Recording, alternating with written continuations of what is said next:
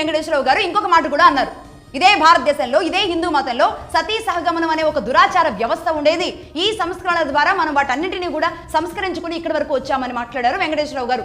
ఎక్కడైనా సరే ఇదే హిందూ మతంలో ఏ భర్త చనిపోతేనో తీసుకువెళ్లి వీళ్ళని కూడా పడేసి తగలేసిన దాఖలాలు ఎక్కడెక్కడ ఉన్నాయి మీరు నిరూపించండి చూద్దాం. నేను దీనికి సమాధానం చెప్పాలనుకుంటున్నా. భారతదేశంలో హిందూ మతంలో సనాతనంలో సతీ సహగమనం అనే వ్యవస్థ ఉందా? ఆ ఆచారం ఉందా? అసలు సతీ సహగమనం, అంటే భర్తతో పాటు తోడుగా వెళ్లే గమనం అన్నమాట. దాన్నే సతీ సహగమనం అని పెట్టుకున్నారు. ఈ ముస్లిం ఇన్వైడర్స్ వచ్చి చేసిన దురాక్రమణల ద్వారానే మన కులసతులు, మన ఆడవాళ్లు, మన భారతదేశానికి సంబంధించిన రాణులు తమ ప్రాణాలు తృణప్రాయంగా వదిలేశారు. ఆ విధంగా సతీ సహగమనం అనేది వచ్చింది. హాయ్ ఫ్రెండ్స్, అందరికీ వందనాలండి. Praise the lord. అలాగే హైందవులకు కూడా నా యొక్క నమస్కారాలు తెలియజేస్తా ఉన్నాను. సతీ సహగమనం అనేది హిందూ గ్రంథాల్లో లేదు, లేకపోతే హిందూ ఆచారంలో ఎక్కడా లేదు అని చెప్పి పదే పదే మాట్లాడుతూ ఉంటారండి హిందూ గ్రంథాల గురించి అవగాహన లేని వాళ్ళు. ఈ విధంగా కొత్తగా వస్తూ ఉంటారు. మనం గతంలో అనేక సార్లు TV5 మూర్తి గారికి కానీ, కరుణాకర్ లాంటి వాళ్ళు కానీ, లలిత్ కుమార్ లాంటి వాళ్ళు కానీ చాలామందికి జవాబు చెబుతూనే ఉన్నాం ప్రతి సంవత్సరం. అయినప్పుడు కూడా ప్రతి ఒక్కళ్ళు కొత్త సంవత్సరం కొత్తగా పుట్టగొడుగులా పుడుతూ ఉంటారు. హిందూ గ్రంథాల పట్ల అవగాహన లేని వాళ్ళు కేవలం వాట్సాప్ యూనివర్సిటీ ద్వారా వచ్చిన మెసేజ్లు విని హిందూ గ్రంథాలు చదవకుండా హిందూ ఆచారం లేదు, సతీ సహగమనం అనేది లేదు అని చెప్పి మాట్లాడుతూ ఉంటారు అన్నమాట.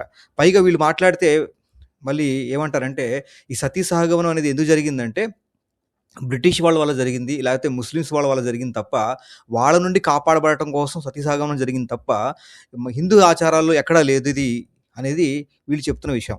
వీళ్ళు నిజంగా ఎంత అజ్ఞానంగా ఉన్నారో అర్థం కావట్లేదు. కనీసం ఒకసారి యూట్యూబ్లో కానీ, గూగుల్లో కానీ చెక్ చేసుకుంటే హిందూ గ్రంథాల్లో ఉంది అనేది తెలిసిపోద్ది. కనీసం ఆ మాత్రం కూడా చెక్ చేయరు. ఒకవేళ చెక్ చేసినా సరే ఇట్లాగా నిద్రపోతున్నట్లు నటిస్తారు.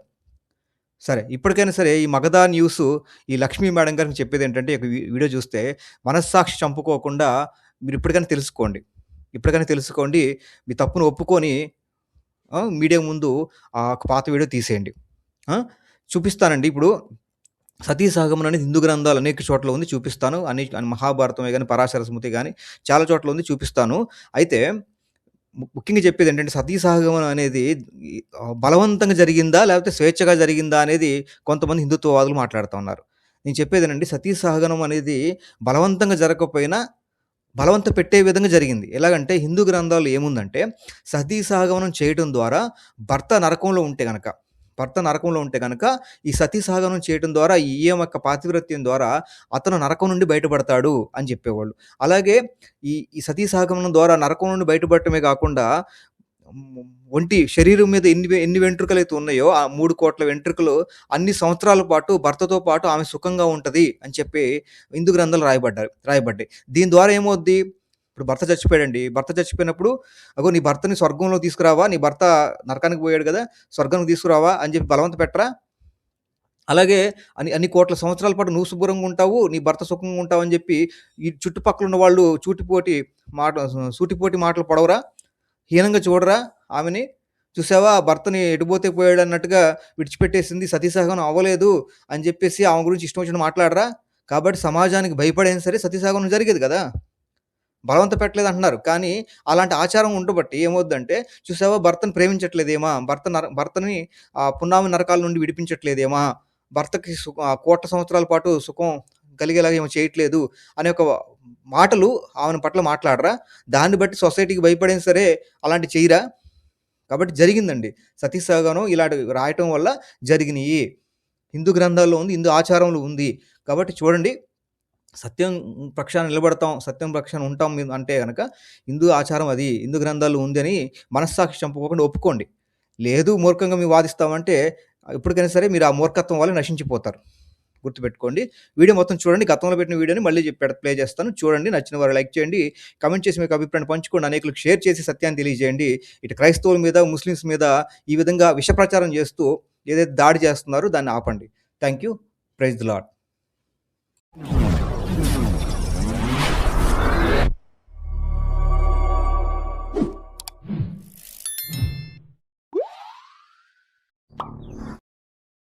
ఈ సతీ సహగమనం అన్న పదం వేదాల్లో లేదు, ధర్మశాస్త్రాల్లో లేదు, రామాయణంలో లేదు, మహాభారతంలో లేదు, గీతలో లేదు, భాగవతంలో లేదు, పురాణాల్లో కూడా లేదు. ఇన్ని చోట్ల లేనటువంటి ఈ మాట అసలు ఎక్కడి నుండి వచ్చిందండి? ఎక్కడి నుండి వచ్చింది? ఆ కాలంలో ఇస్లామిక్ దండయాత్రలు, రాజ్యాల పతనం, రాజవంశాలపై వరుస దాడులు, ఆ పరిస్థితుల్లో ఒక భయంకరమైనటువంటి వాస్తవం ఎదురైంది. రాజ్య స్త్రీలు బలవంతంగా అపహరించడం, వారిని బానిసలుగా మార్చడం, లైంగిక హింస ఇవన్నీ సర్వసాధారణమైపోయాయి ఆ కాలంలో. ఈ భయంకరమైనటువంటి వాస్తవాల మధ్యన రాజవంశాల్లో ఒక ఆలోచన పుట్టింది. ఆ శత్రువుల చేతుల్లో పడడం కన్నా మరణమే మిన్నా అని. ఇక్కడే పుట్టింది జౌహర్ అనేటువంటి ఒక ఆచారం. అసలైన మోసం ఇక్కడే జరిగిందండి. జాగ్రత్తగా వినండి. ఈ బ్రిటిష్ వారి కాలనీయల్ రచయితలు, మిషనరీలు, తర్వాతి హేతువాద రచనలు కావాలని కుట్రపూరితంగా జౌహర్ ఈ సతీ ఇది రెండు కూడా ఒక్కటే అని చూపించారు. ఫలితం ఏమైంది? హిందూ ధర్మము స్త్రీలను కాల్చే ధర్మంగా ఆ పనికి మారినటువంటి విష ప్రచారాన్ని చేశారు. నా హిందూ ధర్మము స్త్రీలను కాల్చలేదు, చరిత్రను వక్రీకరించారు. వేదం చదవలేదు, శాస్త్రం చూడలేదు, ఇతిహాసం అర్థం చేసుకోలేదు. కానీ 200 ఏళ్ల క్రితం ఎవడో రాసినటువంటి పుస్తకం చదివి హిందూ ధర్మం మీద తీర్పు చెప్పేస్తున్నారు. ఇప్పుడు చెప్పండి, సమస్య ధర్మంలోనా లేక చదవకుండా నమ్మడంలోనా? భయంతో పుట్టినటువంటి ఆచారాన్ని ధర్మానికంటే కట్టారు. అది చరిత్ర కాదు, ఇది కుట్ర, ఇది అజ్ఞానం. నమ్మే ముందు చదవండి, చదివే ముందు ఆలోచించండి. అది చరిత్ర కాదు, ఇది కుట్ర, ఇది అజ్ఞానం. నమ్మే ముందు చదవండి, చదివే ముందు ఆలోచించండి. సతీ సహగమనం. భర్త చచ్చిపోతే భార్యని చితులకు దూసేవాళ్ళు. ఎందుకంటే మనకి కొన్ని అద్భుతమైనటువంటి ఆలోచనలు, మరి ఆ నమ్మకాలు ఇవన్నీ ఉండేవేమో. ఇప్పుడు ఆ నమ్మకాలు దేవుడి దయ వల్ల లేవు. బ్రహ్మానందం గారు, దేవుడి దయ వల్ల ఈ నమ్మకాలు ఎప్పుడూ లేవండి. సతీ సహగమనం అనేది మన గ్రంథాల్లో ఎక్కడా కూడా, అంటే మీరంటున్న ఆ వేదాల్లో ఎక్కడా కూడా లేదండి. అండ్ మీరు చెప్తున్నట్టు మనువు ఆడవాళ్ళని బలవంతంగా భర్త చనిపోతే అలా కూడా తగలెట్టండి అని అనలా. Praise lord friends. Lalit Kumar Hindu గ్రంథాల గురించి తెలియక నోటుకొచ్చిన మాట్లాడి హైందవ ప్రజలను మోసం చేస్తూ ఉన్నాడండి. బ్రహ్మానందం గారు మాట్లాడిన విషయాలు 100% కరెక్ట్. అందులో ఒకటి సతీ సహగమనం గురించి హిందూ గ్రంథాల్లో ఉండింది. కాబట్టి హిందూ గ్రంథాల్లో లేదు సతీ సహగమనం అని లలిత్ కుమార్ ఏదైతే చెప్తా ఉన్నాడో అది అబద్ధము. ఈరోజు ఈ వీడియో మొత్తం చూడండి జాగ్రత్తగా, ఖచ్చితంగా మొత్తం చూడాల్సిందిగా నేను కోరుతా ఉన్నా. చూసి అనేకులకు షేర్ చేయండి, లైక్ చేయండి, కామెంట్ చేయండి. థ్యాంక్ యూ, అందరికీ వందనాలు. Praise lord. వాస్తవంగా సతీ సహగమనం అనేది సనాతన ధర్మంలో లేదు. సతీ సహగమనం అనేది నిజంగానే హిందూ సనాతన ధర్మంలో లేదు. చాలా మంది చెప్తారు హిందూ సంస్కృతి అంత గొప్పది, ఎంత గొప్పది, మరి సతీ సహగమనం ఎందుకు ఉంది అని. హిందూ సంస్కృతిలో సతీ సహగమనం లేదు. రాజా రామ్మోహన్ రాయ్ లాంటి వాళ్ళు పెద్ద పెద్ద వాళ్ళు సతీ సహగమనానికి వ్యతిరేకంగా ఎందుకు ఉద్యమాలు చేశారా అంటే ముందు నుంచి హిందూ సంస్కృతిలో లేదు అది. విదేశీ మూకలు ఇక్కడ రాజ్యాల మీద దాడులు చేసినప్పుడు ఆ రాజుల మీద ఆధిపత్యం చెలాయించాలంటే ఆ రాణిని ఎత్తుకెళ్ళిపోవాలి. అప్పుడు వాడి మీద ఆ రాజ్యం మీద పూర్తి ఆధిపత్యం చెలాయించినట్టు అనమాట. అసలు ఆమెకేం సంబంధము? దాన్ని ఎదుర్కోవడానికి అవతల శత్రురాజుకి దొరకకుండా భర్తతో పాటు సతీ సహగమనం అయిపోవడం మొదలుపెట్టారు. మహాభారతం శాంతి పర్వంలో భీష్ముడు ధర్మరాజుకి ఒక కథ చెబుతాడు. ఆ కథలో ఒక మగపావురం ఒక వేటగాడికి ఆహారంగా మంటల్లో పడి చనిపోతుంది. అప్పుడు దాని భార్య అయిన ఆడపావురం కలవరపడి కన్నీరు మున్నీరుగా ఏడుస్తుంది. భర్తతో పాటు చితి పొంది చనిపోయిన స్త్రీ అతడితో పాటు ఉత్తమగతులు పొందుతుందని, నిలకడగా అంతులేని భోగాలు అనుభవిస్తుందని పెద్దలు చెప్పగా విన్న ఆ ఆడపావురం తన భర్తని తలుచుకుంటూ ఆ నిప్పు చుట్టూ తిరిగి తన భర్తని చేరుకోవడానికి ఆనందంగా నిప్పుల్లోకి ఉరుకుతుంది. దేవతాగణం చుట్టూ ఉండగా రత్నాభరణాలతో మనోహర రూపుడై చక్కటి విమానం మీద దేవత్వంతో ఉన్న భర్తని కలుసుకుంటుంది. ఎనలేని సుఖ సంపదలతో తొలతూగుతుండగా దేవతా స్త్రీలంతా చుట్టూ గుమిగూడి అభినందించారు. సతీ సహగమనం చేయడం వలన ఉత్తమగతులు కలుగుతాయని, అంతులేని భోగాలు అనుభవించొచ్చని ఈ కథ ద్వారా మహాభారతం స్పష్టంగా చెబుతుంది. ఆఖరికి పావురాలతో కూడా సహగమనం చేయించిన గ్రంథాలు మన దగ్గర పెట్టుకుని అబ్బే సతీ సహగమనం అసలు మన సనాతన ధర్మంలో లేనే లేదని అలా ఎలా చెబుతారండి? పరాశర స్మృతిలో ఏముందంటే మనిషి ఒంటి మీద 3,50,00,000 వెంట్రుకలుంటాయంట. భర్త చనిపోతే సహగమనం చేసిన స్త్రీ అన్ని వేల సంవత్సరాలు అంటే 3,50,00,000 సంవత్సరాలు స్వర్గంలో నివసిస్తుంది. అంతేకాదండి, పాములవాడు బలంగా కలుగులో నుండి పామును లాగినట్లు సహగమనం చేసిన స్త్రీ భర్తను కూడా నరకంలో నుండి బయటకు లాగి వాడితో స్వర్గంలో సుఖంగా ఉంటుంది. ఇదే పాయింట్ని భారతరత్న అవార్డు గ్రహీత శ్రీ పాండురంగ వామన కానే గారు తాను రచించిన హిస్టరీ ఆఫ్ ధర్మశాస్త్ర వాల్యూమ్ 2 పార్ట్ 1 15th చాప్టర్లో ప్రస్తావించారు.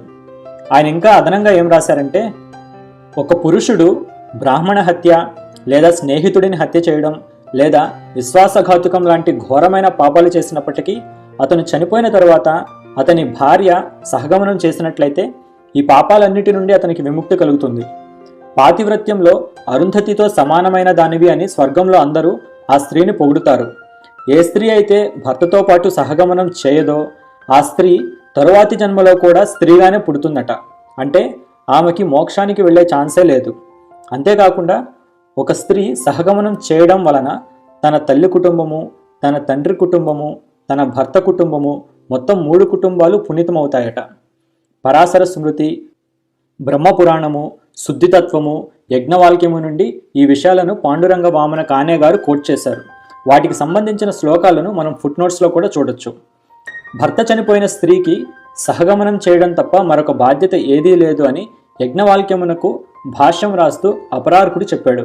వేదవ్యాస స్మృతి ప్రకారము భర్త చనిపోయాక బ్రాహ్మణ స్త్రీ తప్పకుండా సహగమనం చేయాలి.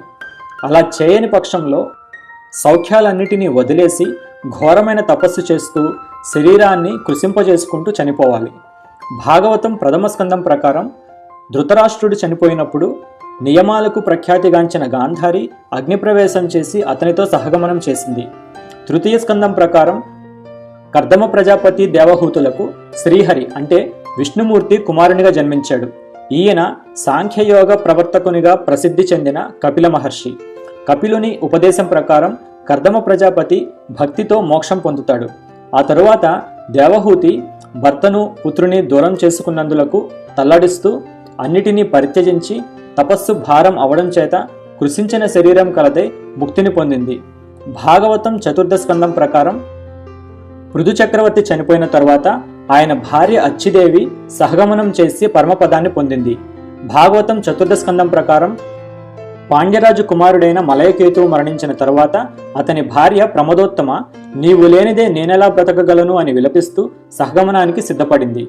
భాగవతం పంచమ స్కందం ప్రకారం అంగిరసుడు చనిపోయిన తర్వాత ఆయన భార్య అతనితో సహగమనం చేసింది. నవమ స్కందం ప్రకారం సౌభరి మహర్షి అనే మునిపుంగవుడు యమునా నదీ తీరంలో తపస్సు చేసుకుంటూ ఒక చేప దాని భార్యా పిల్లలతో సుఖంగా సంచరిస్తూ ఉండటాన్ని చూసి తాను కూడా సంసార జీవితం గడిపి సుఖపడాలని భావించాడు. మొత్తం 50 మందిని పెళ్లి చేసుకొని వాళ్లతో సుఖాలు అనుభవించాక మళ్లీ జ్ఞానోదయం అయ్యి భార్యలను విడిచిపెట్టి అడవిలోకి వెళ్లి ఘోరంగా తపస్సు చేసి చనిపోతాడు. ఆ మునిపత్నులు తమ పాతివ్రత్య మహిమ వల్ల అతనితో పాటే వెళ్లి వారు కూడా ఉత్తమగతి పొందారు. భాగవతం నవమ స్కందం సగర చక్రవర్తి చరిత్ర ప్రకారం సుదాసుడు అనే రాజు వశిష్ఠుని శాప ఫలితంగా రాక్షసుడిగా మారి ఆహారం కోసం అడవిలో తిరుగుతూ ఉంటే ఒక బ్రాహ్మణ జంట మిథునం చేసుకుంటూ ఉండటం చూస్తాడు. వారిలో భర్తను జుట్టు పట్టుకుని ఈడ్చుకెళ్లి క్రూరంగా చంపి తిన్నాడు. ఆ ఘోర కృత్యము చూచి ఆ బ్రాహ్మణ స్త్రీ గుండెలవిసేలా ఏడుస్తూ రాజును చూసి, ఓరి మానవాధమ, రాతి గుండెతో నీవు నా భర్తను చంపి తిన్నావు. కామార్తను అయి ఉన్న నా జీవితం అన్ని విధాలుగా నాశనం చేశావు.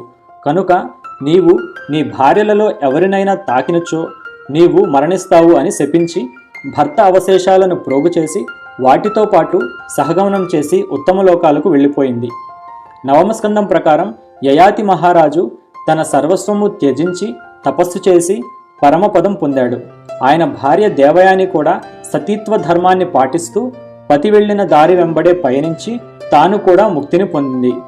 భాగవతం నవమస్కందం ప్రకారం బాహుకుడు అనే రాజు మరణించిన తరువాత అతని భార్య సహగమనం చేయడానికి సిద్ధపడింది. శ్రీదేవి భాగవతం ప్రకారం ఒక బ్రాహ్మణుని శాపం కారణంగా పాండురాజు రాజ్యాన్ని ధృతరాష్ట్రుడికి అప్పగించి భార్యలతో అరణ్యవాసం చేయడానికి వెళ్తాడు. అక్కడ ఒకరోజు మాద్రిని కౌగులించుకున్న పాండురాజు శాపం కారణంగా మరణించాడు. అక్కడి మునీశ్వరులు అతడి దేహానికి అంత్యక్రియలు జరిపారు. మాద్రి సహగమనం చేసింది. వసుదేవుడు చనిపోయినప్పుడు అతని 4 భార్యలు దేవకి, భాద్ర, రోహిణి, మదిర అందరూ సహగమనం చేశారు అని మహాభారతం మౌసల పర్వంలో ఉంది. శ్రీ విష్ణు పురాణం ప్రకారం బోయవాడు బాణాన్ని సంధించగా శ్రీకృష్ణుడి కాలి బొటనవేలికి తగిలి కృష్ణుడు చనిపోతాడు. దీనికి కొంచెం ముందు బలరాముడు కూడా చనిపోయాడు. అర్జునుడు బలరామకృష్ణుల పార్థివ దేహాలకు సంస్కారాన్ని చేయించి తగిన రీతిన కర్మకాండ జరిపించాడు. బలరాముడి భార్య అయిన రేవతి కృష్ణుని 8 మంది భార్యలు సహగమనం చేశారు. ఇదే విషయాన్ని శ్రీ విష్ణు మహాపురాణంలో కూడా మనం చూడొచ్చు. రుక్మిణి మొదలుగా గల అష్టమహిషులు కృష్ణ శరీరమును కౌగిలించుకొని అగ్నిప్రవేశం చేశారు. రేవతి బలరామ దేహమును కౌగిలించుకొని అగ్నిలోకి ప్రవేశించింది. వాల్మీకి రామాయణం ప్రకారం బృహస్పతి పుత్రుడు బ్రహ్మర్షి అయిన కుశధ్వజుడిని దైత్యుల రాజైన శంభుడు చంపేస్తాడు. అప్పుడు అతని భార్య తన పతిదేవుని దేహాన్ని మోస్తూ చితిమంటల్లో ప్రవేశించింది. హైందవ గ్రంథాల ప్రకారం భర్త చనిపోయిన స్త్రీకి 2 మార్గాలుంటాయి. 1 సహగమనం చేసి భర్తతో పాటు స్వర్గంలో అనుభవించడం. 2 అన్ని సుఖాలను త్యజించి ఒక యోగినిలాగా నిష్టగా జీవితం గడుపుతూ చనిపోవడం. అయితే పురాణాలు, ఇతిహాసాలు, ధర్మశాస్త్రాల్లో సతీ సహగమనాన్ని చాలా గొప్పగా చిత్రీకరించారు. భర్తతో పాటు చితిపై సహగమనం చేసిన స్త్రీ ఉత్తమ గతులు పొందుతుందని, స్వర్గంలో అంతులేని భోగాలు అనుభవిస్తుందని, భర్తను కూడా పాప విముక్తుడిని చేసి 3.5 కోట్ల సంవత్సరాల పాటు భర్తతో సంతోషంగా గడుపుతుందని చెబుతున్న హైందవ గ్రంథాలను ప్రజలు పూర్తిగా విశ్వసించారు.